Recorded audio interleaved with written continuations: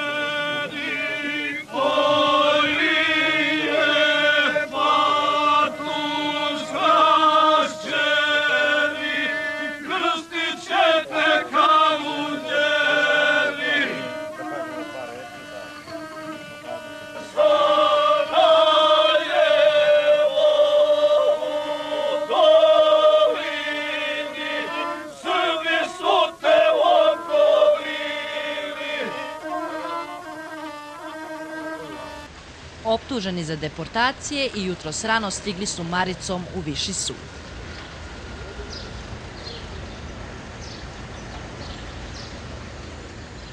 Nešto preko sata kasnije, porodice četvorice optuženih dočekali su izlazak svojih najbližih iz X-a. Samo još jedno pitanje, da možete vratiti vrijeme, da li biste opet isto uradili?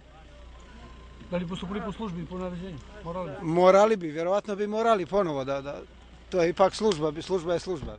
Za krivično djelo ratni zločin protiv civilnog stanovništva optuženi su bili Branko Bujić, Sreten Glenđa, Božidar Stojović, Milorad Šljivančanin, Boško Bojović, Milisav Marković, Radoje Radulović, Duško Bakrač i Milorad Ivanović.